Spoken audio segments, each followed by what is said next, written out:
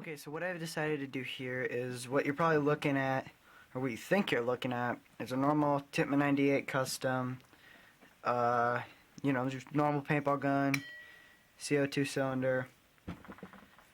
And what I have done is I've decided I don't play paintball much. I don't use the gun. Got bored and decided to do a little bit of a fun project. So what I did is I converted it to shoot that. Very 6mm airsoft BBs basically. And what I did is most of the things I've seen on YouTube, there's very little of them, almost none. And or if they are, they're just electrical tape with a barrel in there that it looks like a hack job. This I decided to do a little bit cleaner, where the only difference you would see between the two is that on the end, which is not that big of a deal. It's just a little dot. And then right here on the opening of the gun, when you would open it, that's all you'd see. Now a lot of you are probably wondering, well, is this going to cause a lot of modification for my gun? And, do you want to keep it if you wanted to switch back to paintball? And the answer is no. Literally the only thing is I had a spare barrel that I didn't even have to modify. I had the tube fit and everything. It was fine without modifying it. So what I'm going to do is I'm going to take the barrel off here, and I'm going to show you what's inside. Inside is very, very simple. All it consists of is a plastic sleeve, and then your actual barrel here, which is made up of this right here. You might recognize this if you see it like this, longer and connected by the end. And what it is it's actually for like water lines in a sink or toilet that you can get really easily at a hardware store. Take a BB with you. That's what I did. Check to make sure that it's the right size. But after that, what you're going to do is you're also going to get, it's almost like a clear plastic tubing. It's somewhat squishy that fits right over that. It wouldn't be in the same area, I don't think, but it fits over that nicely. And first thing you're going to do is fit your barrel. So this will actually fit very nicely with just a little bit of sanding into the already existing end of the barrel. And then back here, what I did is, it's hard to see, but inside there you can see that there's almost like a collar, and it's to stop the barrel from moving inside. Now that little bit of flex you see is just on the end. But what that collar is consistent of is, here's where the electrical tape comes in, is this, another piece of this, all the way inside. It's about a 4-inch section, but on about only an inch on each end. I used a little bit of electrical tape, and just to make it wide enough that, this, you can bang this as much as you want. You'd really have to whack it to get it out of there.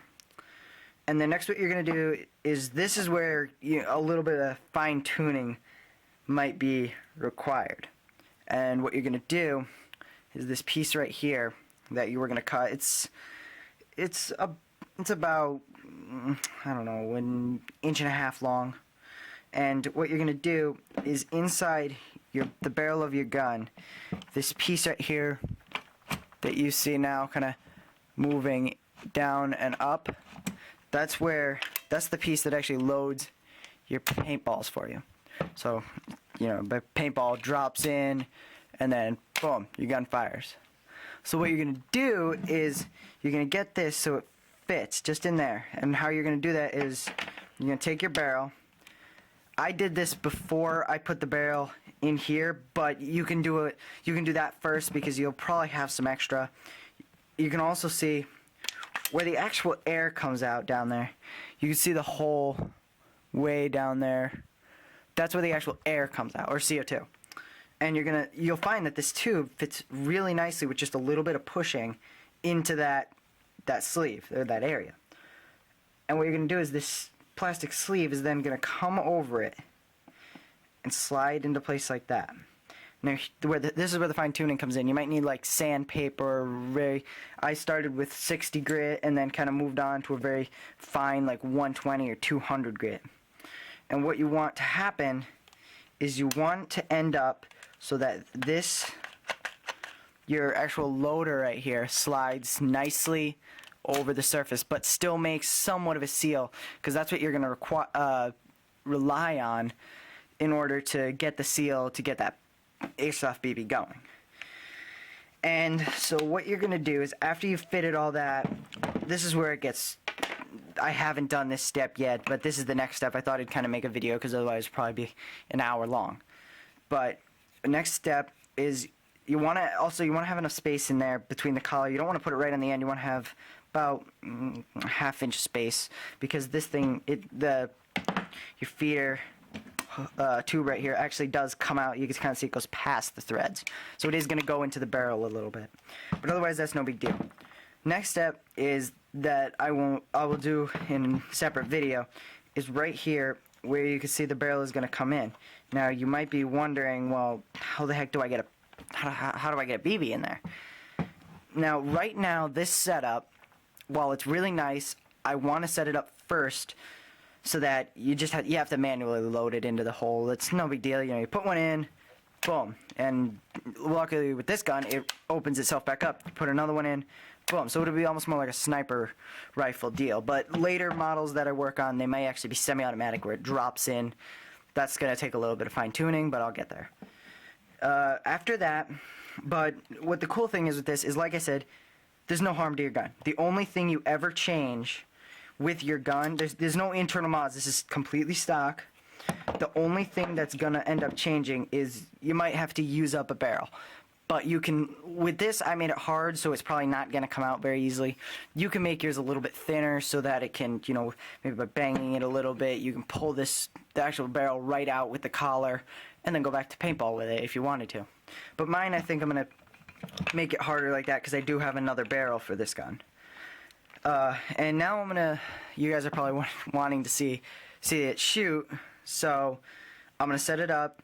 I'll set up the camera with it, and then you'll get to see it shoot, and you'll see this thing is a little bit scary. Okay, so for a target today, what we're gonna be shooting at is, it's kind of hard to see, but it's a cardboard box, thicker cardboard with foam, like a poster board, about 4 layers of that, and which is actually pretty thick. And while we're only shooting about probably 15 feet, you'll see that this isn't gonna stop it. It'll just go right through.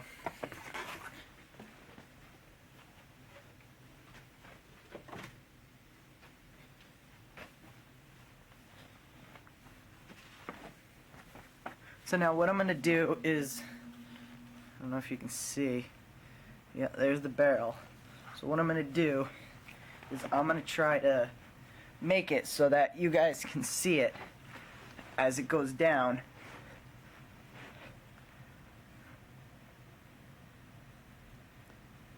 So this is the barrel over here. So get ready in 3, 2, 1. Oh, hang on, the safety was off. In 3, 2, 1. So I actually think I may have missed. So try that again. Okay, so in the last part I said that I had missed. Well, I was right, but this is a door. Yeah, and which means it's wood, and it's pretty strong, and that is what it did to it, and that's my finger. So you can kind of see, that would hurt a lot. And these are just plastic BBs. So I'm going to try the cardboard box again, so give me a second.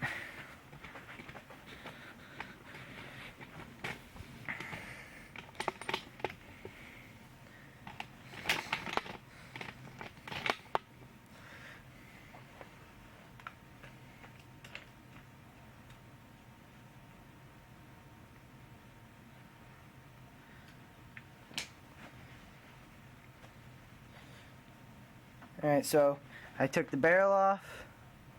Here's the barrel. I gotta remember to put the BB in the end of the barrel. Screw the barrel back onto the gun.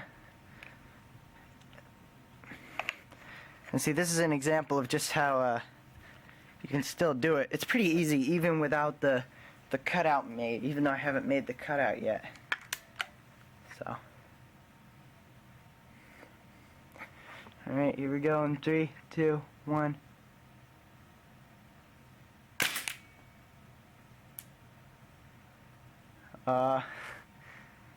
Okay. Apparently these sights are really, really off. So, I'm gonna try that one last time. Okay.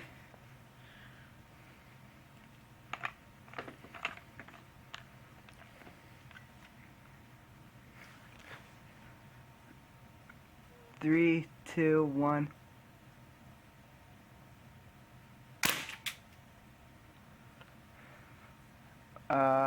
Let me go see if I got it.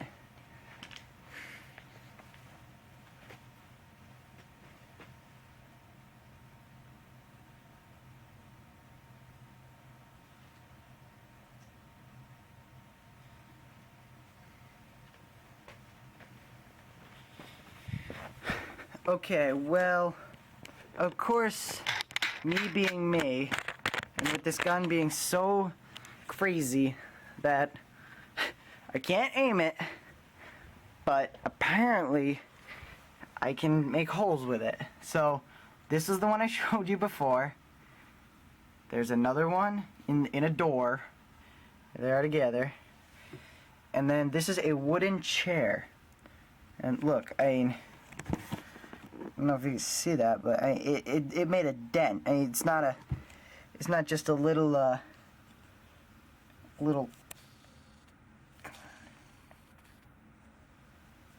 it's not a little hole. That's a dent. That's a plenty big dent in the chair. So I think I turned it into a deadly, little too crazy, but I'll continue working on it. Thanks for watching.